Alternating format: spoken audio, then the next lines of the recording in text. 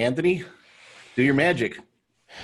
Welcome to the weekly Multifamily Roundtable. This is where we just get together a group of real estate professionals to have a chat around something multifamily related. Quite often we have a guest on to walk us through some area of their expertise. That could be 1031 exchanges, maybe syndications. Today we have Will Smith with us, who is going to join the conversation as we talk about one of the most important topics, period, which is investing in yourself, why it's so important, and how to actually go about doing that. So Will, really grateful for you to join us tonight. Why don't you just introduce yourself to people maybe that aren't so familiar with you? Yeah. Thanks. Appreciate you guys bringing me on today. My name is Will Smith, former NFL player. I played 5 years in the league, played with the Washington Redskins, Oakland Raiders, San Diego Chargers, and unfortunately, the injury cut my career short. So had to figure out what I wanted to do next. And, once you get out, anybody that's played professional sports will tell you, you go through a phase of, not knowing what's next. You got to imagine you've played sports your whole entire life, and then it's taken away from you. Mm-hmm. And, a lot of guys are trying to figure out what's next for them, man. I fell in love with real estate. So I've been, rebranding myself as a commercial real estate broker and also syndicator. And I'm based out of North Carolina and, actively looking for opportunities there to syndicate with people. So that's kind of where I'm at right now, man. But, what you guys got going on today, man? I'm happy to be on. I want to touch on that real quick, because, to get to the league, you got to spend your entire life and be practicing and training, and you got to be in the top 1% of 1% to even get to that place. Right. And I would imagine then when you get out of the league, it'd be really natural just to maybe try and find, the next thing that's kind of related to that. But it seems like real estate is very different. So I'm curious, why that big switch? That's awesome that you were able to just make that jump. Yeah. I mean, that's a great question. A lot of guys, when they finish up, they try to just kind of stick with what they know, which is sports, right? You look at coaches, man, if you want to be a good coach, you're going to be over there 100 hours a week. And, man, me having a family, wife, 4 kids, it just didn't make sense for me to kind of commit those kind of hours to it. So while I was playing, man, I was buying, duplexes and townhomes. So I got a feel for real estate then. And then one other thing happened to me, man. I read that purple book, Rich Dad, Poor Dad. And, man, it just completely shifted my whole view on, life and just investing in general, man. And that once I read that, man, it was on and popping from then. Yeah. Were you already dabbling in the real estate before you read Rich Dad Poor Dad, or was that the thing that sparked the interest initially? No, once I purchased one half of a duplex, and my realtor, he gave me the book and said, "Hey, man, you should check this book out." And most football players, man, we don't want to read nothing, But I said, man, I got time in the off season, so I picked the book up and really read through it. And that's when I seen, the lights go off and, understanding the power of assets and, how you want to have your assets paid. It really completely shifted my focus, and I really started digging in and to learn as much as I can. And I'm still the same way today. I want to learn as much as possible. Yeah, I love it. Well, that's pretty much, what we're chatting about today is investing yourself. And I think, when people bring up the topic of investing yourself, that's the first thing I think of is, self-education, and not necessarily going out and buying a course or going to college, but investing the time into educating yourself. So I'm curious, after you kind of got your interest sparked with that book, what rabbit holes did you go down after that? Was it YouTube? Did you go down and find other books, or did you start networking with other people in your area who were already in the business? What was your path from there? So, obviously, man, YouTube University is it has everything you need up there, But one of the things, you got to be careful with who you're listening to, because anybody can go up there and pop a video up there and be an expert. So you really got to kind of vet the guys out and really see who's making sense and, what's their track record. Are they just up there talking, or have they actually done some deals? So, I really learned that way, man. I got on YouTube and, started looking up all kind of guys up there, man. And one of the first podcasts that I tuned into was by Rod Cleef. Cash flow. Yeah.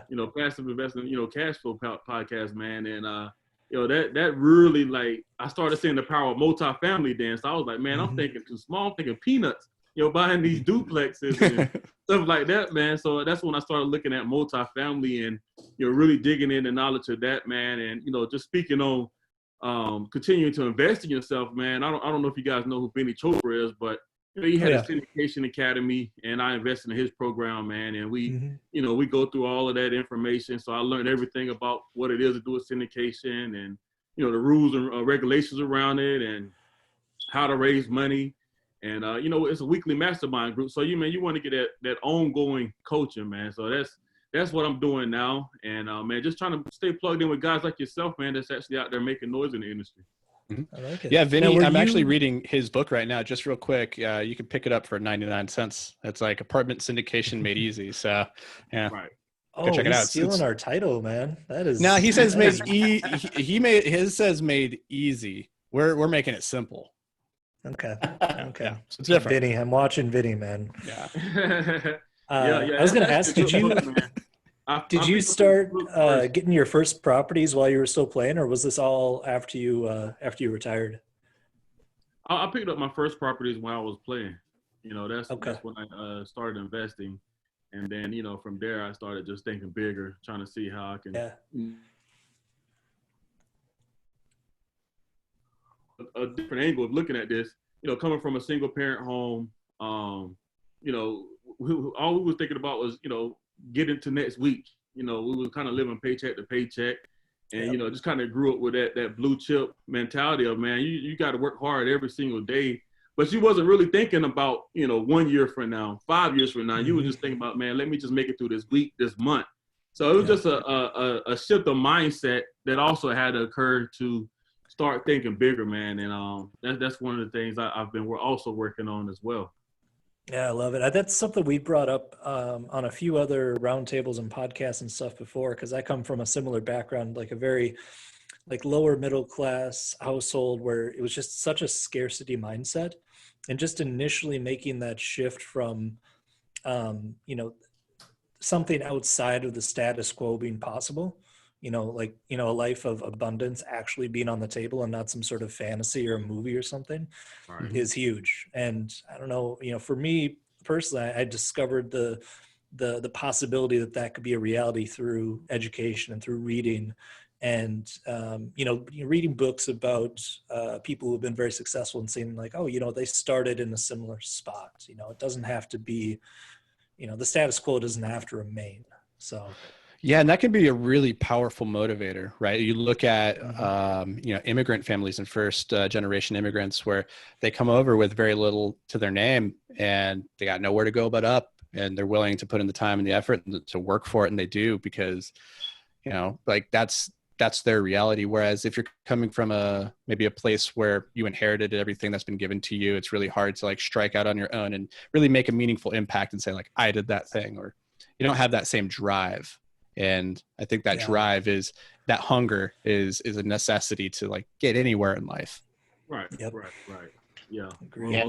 Yeah. For me, I saw my parents in debt and, struggling to make their, monthly bills. And that was one thing I remember and didn't want to find myself in that position. And it's easy to find yourself in that position.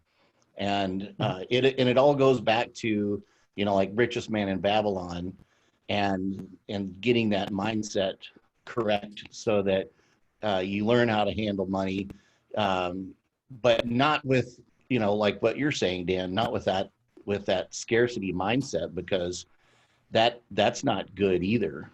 And so Will, you're a commercial broker right now, right? That's right. And was that a career path that you wanted to take coming out of the NFL, so you could participate in real estate on a daily basis in that direction as you were working on, building your investments? Yeah, well, I missed the first part of that. My camera had froze. What was the first part of the commercial real estate question? I was saying that when you came out of the NFL, was that a direction that you went so that you could participate in real estate on a daily basis as you were building your investments? Yeah. I mean, if you think about it, man, wholesalers and agents are going to be the first ones to see an opportunity. And, it positions me to be able to cherry pick the best deals for myself. So that was kind of the mindset of, hey, I want to see if these work for me. And then if they don't work, then, everybody got different underwriting guidelines. So, what doesn't work for me doesn't necessarily mean it won't work for the next guy. I've always wondered why more brokers that I've come across over the years don't invest. They see all these great deals all day long, but they seem so fixated on, the transactions, right? They want to make the commission, but they don't seem all that interested in really acquiring properties. So Yeah, I'm and surprised I more believe guys don't take your approach. Yeah, man, Dan, I really believe that comes down to back to mindset. That they probably come from a W-2 job, and they're used to getting that check. And, they get into real estate as an agent saying, hey, I want to, be my own boss and make my own moves. But at the end of the day, they still chasing transactions. They still chasing checks and not really thinking long term. So these guys I really believe, man, they're just afraid to step out there and take a risk, because at the end of the day, man, investing does have its risk associated with it. But, no risk, no reward, right? Yeah. And I've got to imagine that. I was just going to say, I've got to imagine also, since you're kind of, starting a new career after the NFL, not only are you going to be seeing all the deals come across your desk, but that's really going to expedite the whole networking process for you, because as we all know, real estate is a relationship business. So you being a broker and just being in the mix to that degree, on like a 9-to-5 level too, is going to really bump you ahead of the pack, because I think that's what, slows a lot of newer people down. It's just not having that network of people. So that's got to be just, kind of a double bonus for you. Absolutely, man. As a broker, man, you got to be on the phones. If you really want to be a broker that's going to make some noise, man, you got to be able to generate consistent business. And one of the best ways to do that is to get on the phone and talk to people. So every day, man, I'm on the phone dialing and trying to talk to as many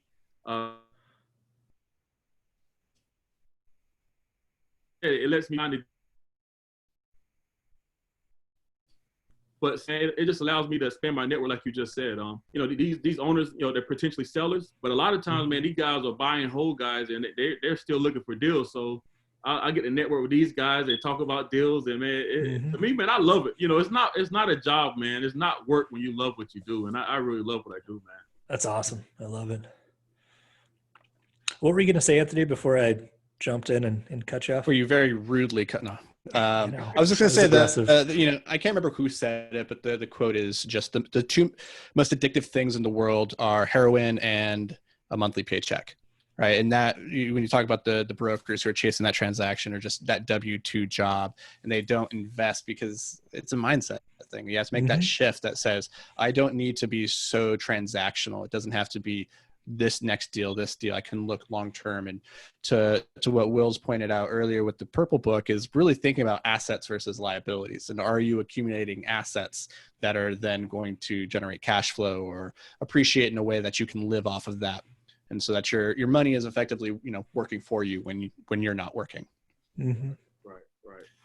Absolutely, man. So I'm curious what everybody's working on right now, since we have all this time where everybody's at home. So maybe we could go around and just kind of everybody talk about what they're working on, what they've used this time for, and how they're using that to invest in themselves and make themselves better during this, because there's a lot of time to work on things that we've always said should do. I'll get to that tomorrow, Right, and so, I mean, this has been the perfect opportunity. So I'm just curious what everybody's working on. Who wants to go first? Dan, we should make Anthony go first. All right. Did I get nominated? Yeah, you got nominated. Okay. So So right now, Dan and I are focused a lot. I'm going to answer for you, Dan. No.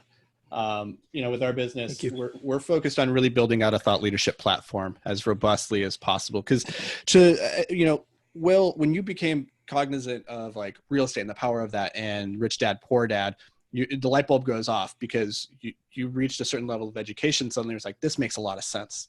And for us, for Dan and I, we're taking that approach of like, if we can educate people, then eventually that light bulb goes off in their head. Like, wait, this is a really good idea. And then Dan and I don't want to sell people on real estate. We don't want to sell them on apartments or anything like that. We want them to come naturally to that conclusion. This is a really good opportunity for you. And so we're focused a lot on putting out as much educational content as possible. So a month ago, Dan and I launched a podcast. I think we're on episode 20 or so at this point. We wrote a book that we'll be publishing in the next month or so called Passive Investing in Multifamily Made Simple.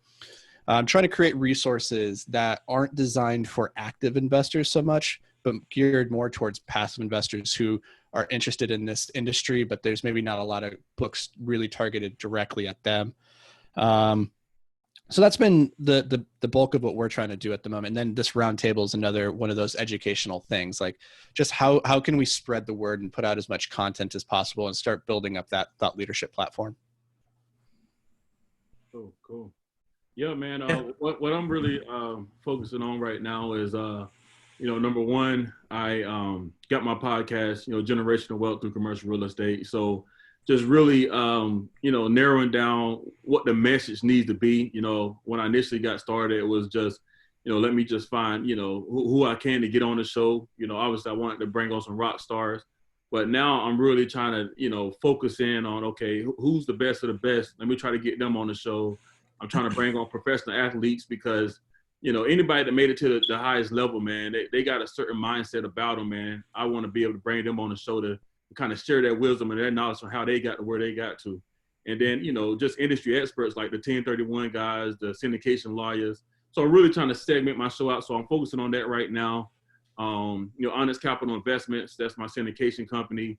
I'm really trying to get my processes down, my systems down, my educational content. I'm starting a blog now. So I'm writing blog posts, just trying to put out valuable information. Like you guys said, man, you're really trying to attract those passive investors, and the best way to do that is to give, and then sooner or later somebody's going to ask you, hey man, how can I get involved? So that's what my goal is right now, man.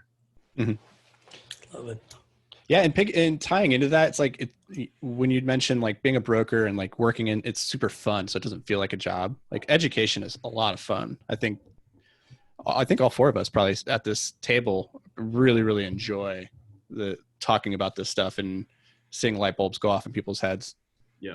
Oh, yeah. One other thing, I'm glad you brought it up. As far as the brokerage side goes, I subscribe to CoStar, and I literally was just trying to extrapolate as much data as I possibly can from their system. And I got my CRM, man, and I'm just plugging that stuff in, and now I could just type up whatever requirement somebody's looking for, and it's all in my database. So again, your money's worth. I like it. Yeah, man. Yeah. To kind of continue off what Anthony said, he kind of summed up a lot of what I've been working on because we've been doing a lot of stuff together. But just to kind of expand on that, since there's, not much we can do socially right now. Normally we'd be out doing networking events. We'd be out touring more properties. We'd be out meeting a lot more people in person. So we've really been doubling down on content production, videos, podcasts, the written materials, which Anthony's spearheading. And then personally, I've been trying to just do a lot of reading as well. Because like I mentioned before, when it comes to investing in yourself, I think the best investment that you can make in yourself is putting the time into educating yourself. So I'm always trying to read and just trying to, and not always just real estate stuff. A lot of times it's, general business stuff or even stuff about trading, which is something else I do just kind of for fun. I'm just always trying to learn and absorb just because I'm a very curious person and I always want to like fine tune things. So we're doing a lot of reading, a lot of Netflix too. Watch a lot of Netflix. Is that an investment, Dan? He does just the documentary. I'm investing my time and my money in Netflix, so it's paying off for Netflix. It's recharging the batteries. Yeah, I mean, you gotta just kind of, I mean, after a full day of like mental activity, you need to just kind of space out and just zonk Mhm. for a little bit, and then popping out babies too. So that's taking up a little time working on that. First baby's on the way, so got to keep the wife company while she's feeling sick on the couch. So yeah, that's pretty much what I've been working on. Rodney, you've been So fine tuning this whole studio that you're in right now, I think. yeah, Yeah, you've been over there with the lights. so I'm concentrating on the same thing because I think that when we have the opportunity to network and don't get me wrong, that is critical and that is important. But now, I've shifted to networking on LinkedIn, and I really have been putting a lot of effort into being very active on LinkedIn and trying to turn out some fairly quality posts, put some thought into it. I mean, believe it or not, you're limited to 1,300 characters on a LinkedIn post, which I've had to edit mine down and They go by quick. Yeah, you Gotta make get them to count. that very fast. Yeah. And Skip Yona periods. Weiss taught me. He says if you're within like 10 characters of being over, he says go delete all your periods. And I've done that before, and that's Oh, gotten me wow, that's a within the good limit. tip. No one will notice. But which is kind of it kind of goes against my OCD on grammar, but I hit post and I forget about it. So, but that's primarily what I've been focusing on is I've attended a couple of classes from Ellis Hammond and Yona Weiss on tuning my LinkedIn channel, my LinkedIn profile, so it's attention grabbing and really covers the important things that you're wanting to convey to investors, to convey that professional expert in the field type of persona, and then the posts, and I've been working on writing blog posts. I haven't posted any yet. I wrote one the other day and I read through it, and I actually applied. Hunter Thompson says, just write and don't worry about mistakes, which is difficult for me to do. But then, but I did that. I just wrote. I didn't worry about mistakes, and I went back through and was editing in it. That took longer than actually writing it, but I use Grammarly, which helps immensely. But Good program. And I want to point here real quick for people that are maybe like starting to write and want to hone that skill, is to know that like good writing is rewriting. Like it's impossible to put out a really good draft on the first try. And so you have to go through that process of sucking on the first draft. And then once you have all your word vomit, you can kind of sculpt it and make something awesome out of it. But yeah, that's hard though. I read another guy. He's like, don't. Well, actually, maybe it was Jerome Myers said, don't be afraid to suck. Yep. And That's just good life advice all around. yeah, I True. mean, I think Peter McKinnon says, it doesn't have to be perfect. It just has to be good, which I think that he doesn't quite live by that because he's OCD perfectionist. But it's the point is to create content and get it out there, because you're going to get better as you do it. Mm-hmm. Is it going to be great the first time around? No. But if you wait for it to be perfect, you'll never get it out there. Yeah. And perfection is the enemy of done. It is absolutely.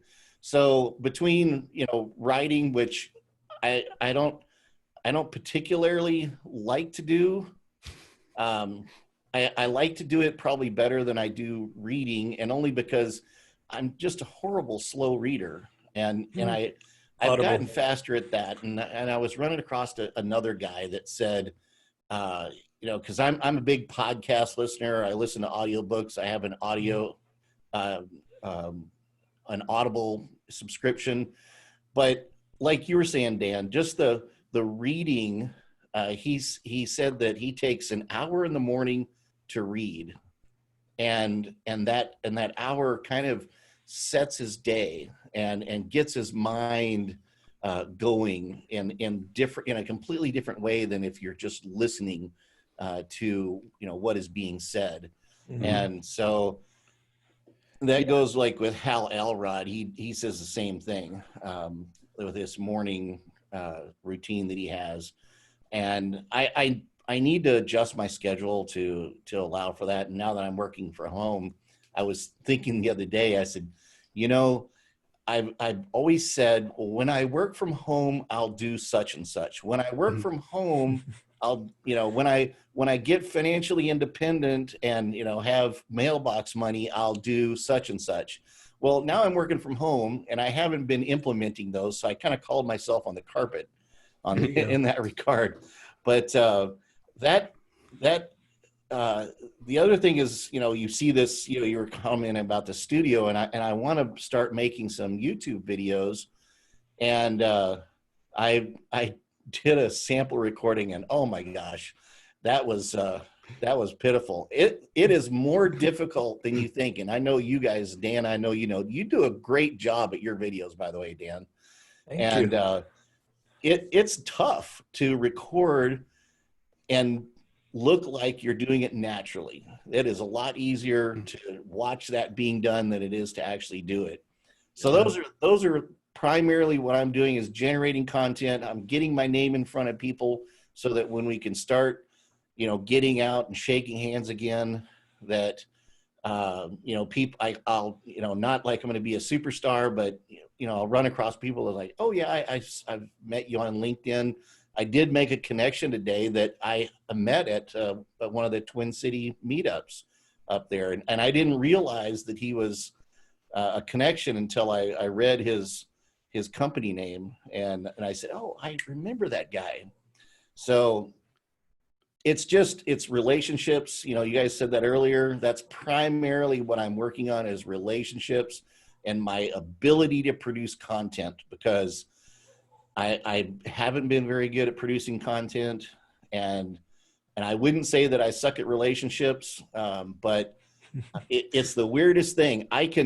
If I know you, we can have the greatest conversation. But for me, just to walk up to a random table at a meetup and say, hey, my name is Rodney, and jump into a conversation, you have all these thoughts that are just exploding in your brain about, am I going to say the right thing? Am I going to look like an idiot? And That's where this little Johnny Walker guy back here comes in. What'd you get him for? Exactly. I want to tie back, because everybody here's mentioned reading and writing at some point. And like some people learn really well from podcasting, because we're talking about investing in yourself. I want to talk about some practical ways of actually building some skills. And one of the things a lot of people will say is like, I'm not a very good reader. I'm very slow. And the reason for that is because reading is a very active form of thinking. Like as you're going through, you're creating this vision of what's happening on the page inside your head, and you're going through that. So it's slow and cumbersome, but it's a very deep form of thinking. Whereas you contrast that with listening to a podcast or listening to an audiobook. And hearing is a really interesting thing, because it's the only sense that you can't turn off. You can't actively turn off your ears, right? From the day you're born till the day you die, unless you have some kind of hearing impediment, you're always hearing things. But there's a difference between hearing and listening.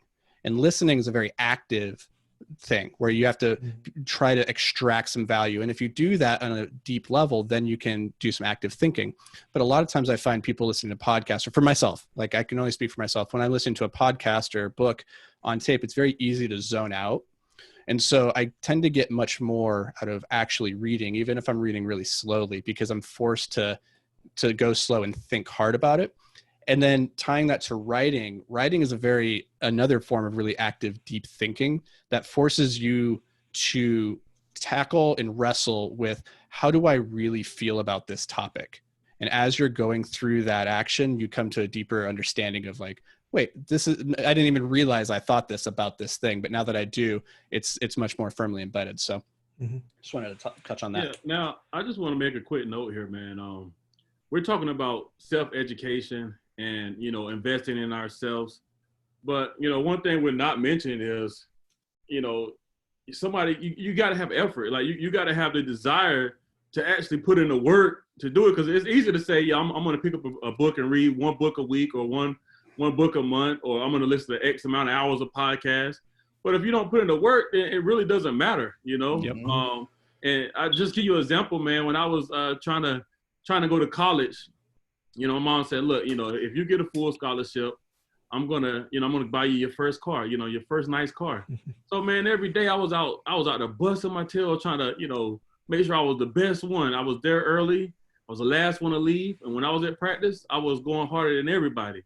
And putting that work in and that time, man, paid off. And I got the full scholarship. Same thing when I got to ECU. You know, ECU, I got in there and, you know, I thought I was going to be the man on campus. Everybody feel like that. And then you go to the first practice and, man, you get blown up. Mm-hmm. So what I found out was, you know, I had to turn my effort up to a whole nother level, and my focus and intensity up to a whole nother level. So I had to work out harder in the weight room. I had to, you know, do my drills harder. You know, I had to focus in harder at practice and focus on the little things, because it's the littlest things that make the biggest difference when you're talking about going from the high school level to, you know, D1 level. And then I faced another reality check once I made it to the NFL. You know, I knew working hard. I knew what it meant to work hard. But when I made it to the NFL, it was like, man, you know, in college, maybe 4 or 5 guys on the team is like, man, these dudes are good. You know, they can play with anybody. But once you make it to the NFL, everybody's good. You know, there's nobody trash on the team when you make it to the NFL. And it was like, you know, when you're in college, man, you making cruise by the guys that's on the second and third team. You even got to try hard. But, man, it's like every day in the NFL, even the practices, man, it's like the intensity of them, like how hard you had to run, how hard you had to hit somebody, like just to stand a chance. You know, not even trying to be the rock star there. That was just to stand a chance, man. And every day I had to have that mindset of, you know, when I step on this field, by the time I leave, I'm going to be better. And I took that same approach every single day. And the focus and intensity goes up more and more the deeper you get into it. And, you know, you can relate that to what we're doing. You know, the bigger the deals are, you know, the more you want to focus on the littlest details, because that's going to make the biggest difference in your bottom line number, which is going to, you know, reflect in your value of your property when you try to sell it. So, yeah, all that stuff relates, man. I just wanted to mention that, man. You got to be willing to put the work in. And that's awesome advice. And I want to tie this in because I know you're doing a challenge right now with the 50 with Will. And so it's a push-up challenge that you guys are doing. And one of my favorite quotes is like, a push-up only works if you do the push-up, right? Like, you got to put in the work, you got to do the thing, you got to show up every day and do that. And it's such a small little thing, but it adds up over time if you're diligent with it. And I would say, like, Dan, you have a quote that I'm going to steal it here. It's probably butcher. It's something like, the best things in life happen just outside your comfort zone. Yeah, something like that. All the good stuff's outside your comfort zone. I've said it a few different ways, but it's true.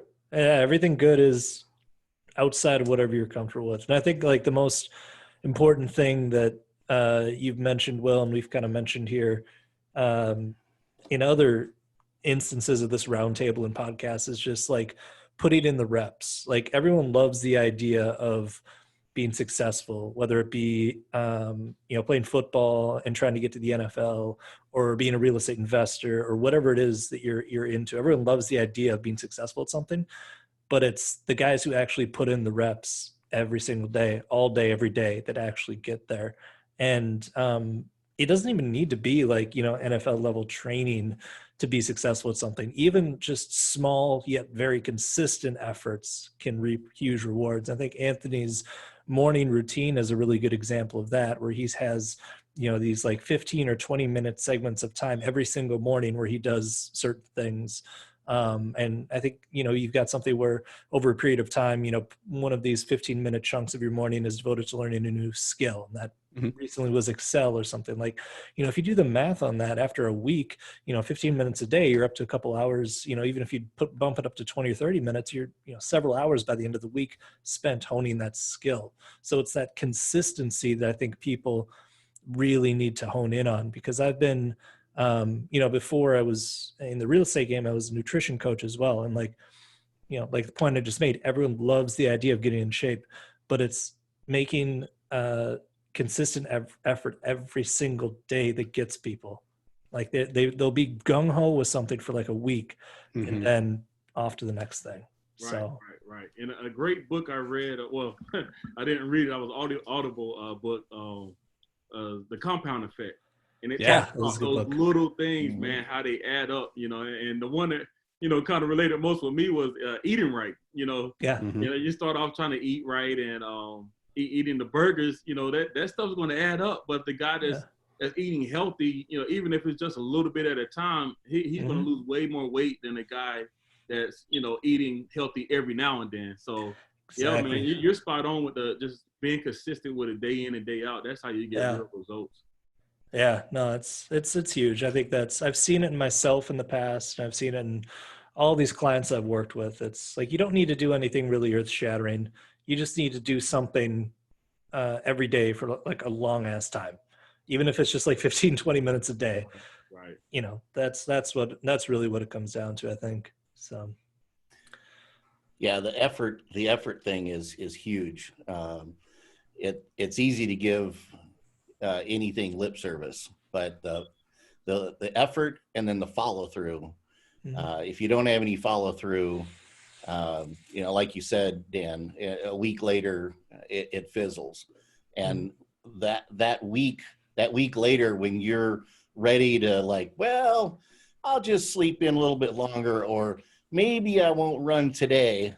It's that little thing that you were talking about, Will, that makes a difference, because that attitude of, well, maybe I'll just, and fill in the blank, that's the little effort there to just get over that hump. That it's just a huge hurdle, can be a huge hurdle for people, and just saying I'm gonna do it and showing up like Anthony's talking about makes all the difference in the world.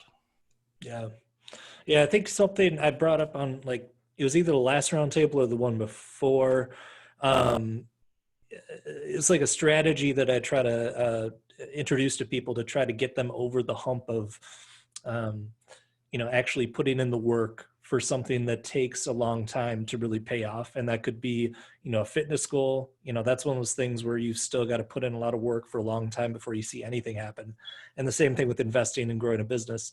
With things like that, where like the end result is pretty far off, it's easy to lose motivation if you don't see any kind of immediate results. So something I've tried to get people to do is to stop trying to get your satisfaction from your progress by measuring, like, let's say it's a weight loss goal. Like, stop looking at the scale every day to see if you're progressing. And with real estate and investing, like, stop looking at your net worth every day, or stop looking at how many doors you have every day.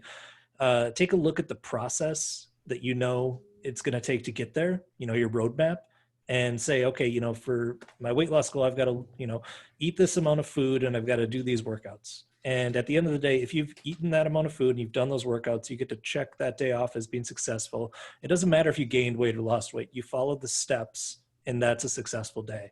And for real estate, maybe it's, I've got to network with, I've got to meet, 5 people. I've got to see X amount of properties. I've got to throw in X amount of offers. Like, regardless of whether you get any deals, if you did all the things in your system, that's a successful day. And then if you've got that mindset, then every day you get to feel like you accomplished your goal for the day, regardless of whether you closed a deal, lost a pound, or whatever it is you're trying to do. So getting satisfaction from the process and not the actual outcome that you're looking for, I think is a useful strategy for people that struggle with that, putting in the effort every day.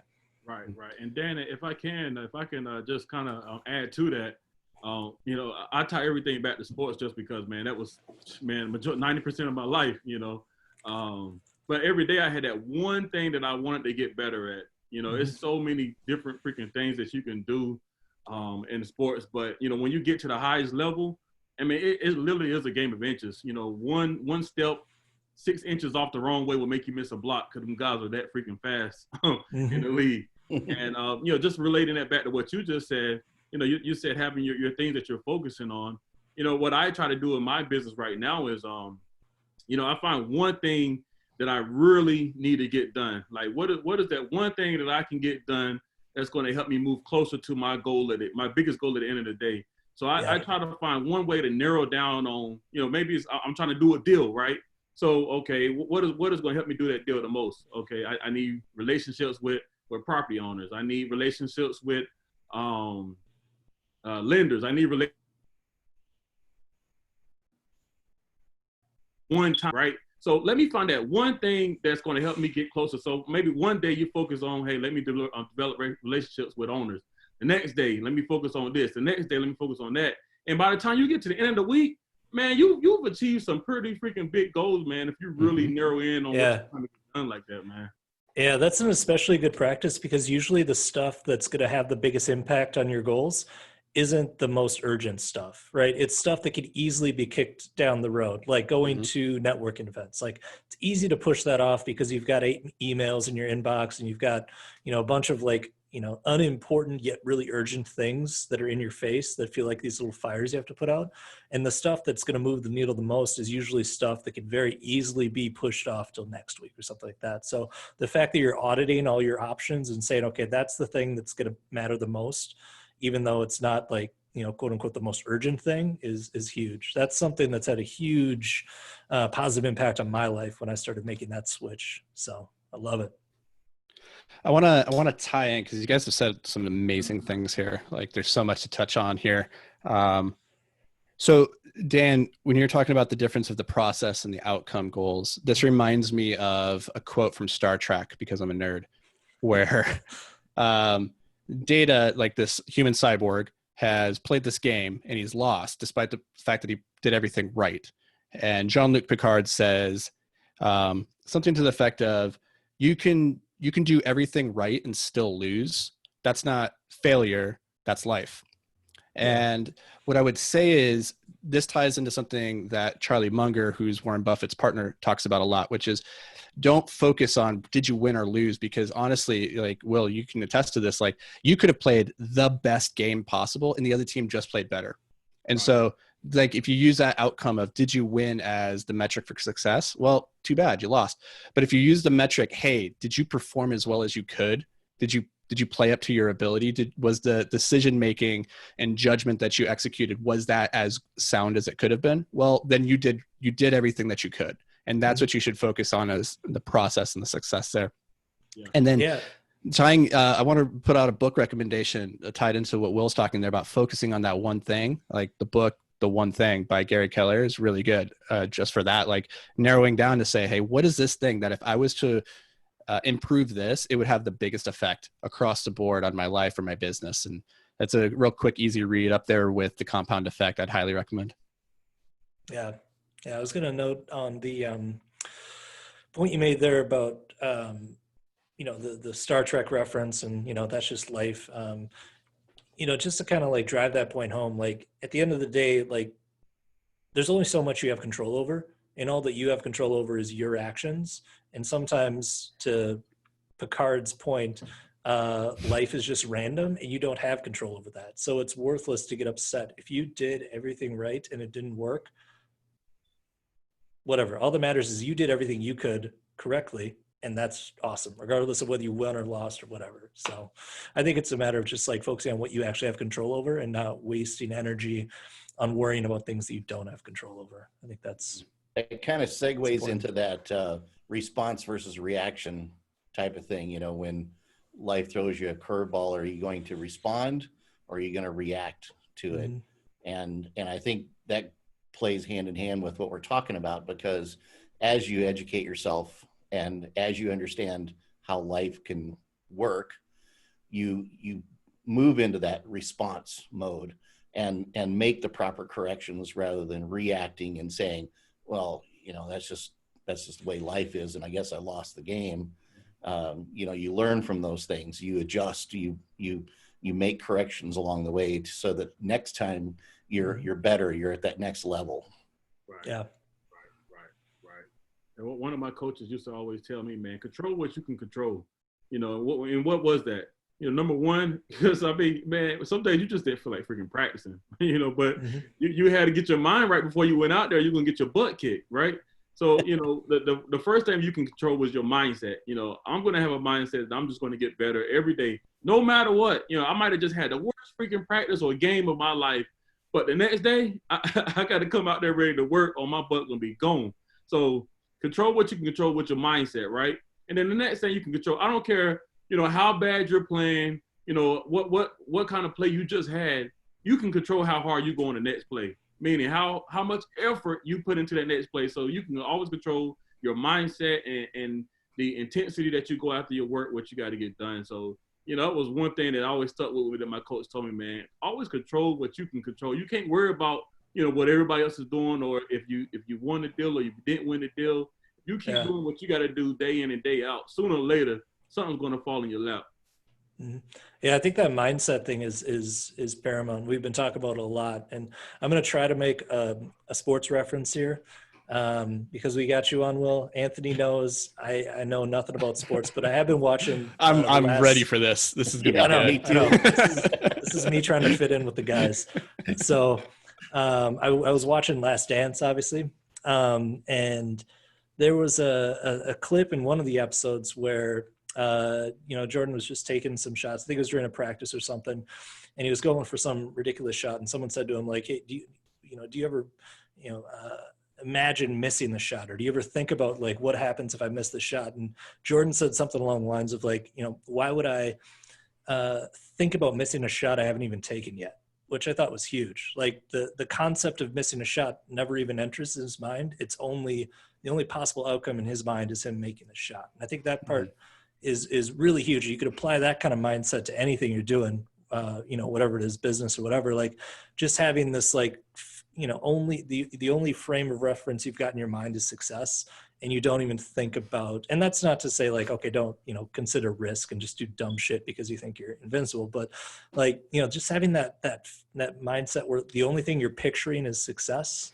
is, I think, huge.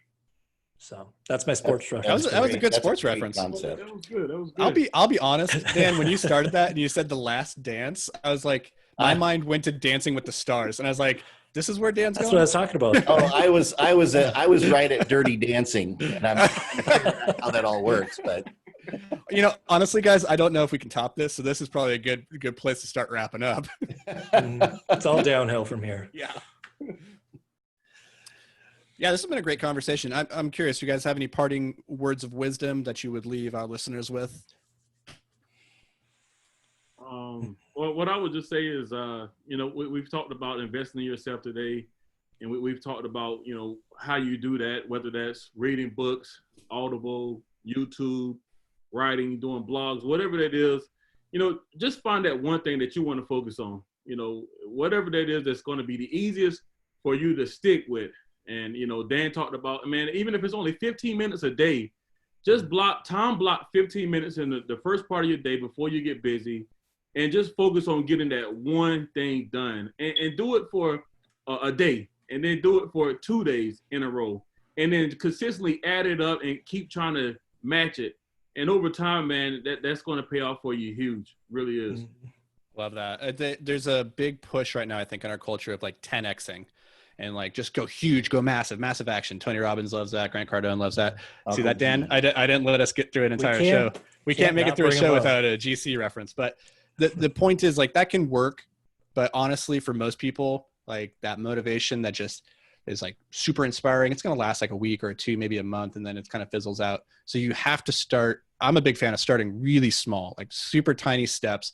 Prove that you can keep going with it, and make it so that the barrier to entry is so low that you have no choice. You have no excuse, right? Like 15 minutes a day for whatever that thing is such a low barrier to entry that you really don't have an excuse not to do it. So start there until you've built up the routine and the habit, and it becomes second nature and you can't imagine not doing it. And then start stacking on top of it. Then start building out. And like, people underestimate how much they can accomplish they overestimate how much they can accomplish in 1 year and underestimate how much they can do in a decade. And so if you just stretch out your horizon to 10 years, like, you can do so many fantastic things. You just have to be diligent, be consistent, and show up every day. I love it. So, Will, if somebody wants to get in touch with you, where would they do that? You can get in touch with me on Instagram at Onyx Capital Investments, or you can reach out to me on my website, www.onyxcapitalinvestments.com, onyxcapitalinvestments.com.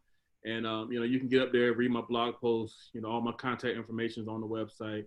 and I'll be happy to talk with you guys about, whatever it is, real estate, mindset, whatever. I'm here for you guys. And you're in the Carolinas, correct? That's right. Any particular city out there, or do you cover the whole area? I mean, really, I'm blinking in the whole state, man. But I really like Charlotte, and I really like Raleigh. Some good fundamentals there, so I really like those markets. Those are pretty hot markets right now. Yeah, they're solid. Well, Will, we really appreciate your time today. And I think we've had some really good conversation here. Yeah, you just got such a cool, unique perspective coming from, having achieved like upper echelon levels of success in your field. And so you just got a lot to share, and I found a lot of value in that conversation. So thank you. Yeah. Thanks for coming, man. Appreciate you guys having me on. All right, guys. So we'll catch everybody next week here at Dan, what is this? It's like a round table or something. Yeah, it's the weekly multifamily roundtable, something like that. All right. All righty.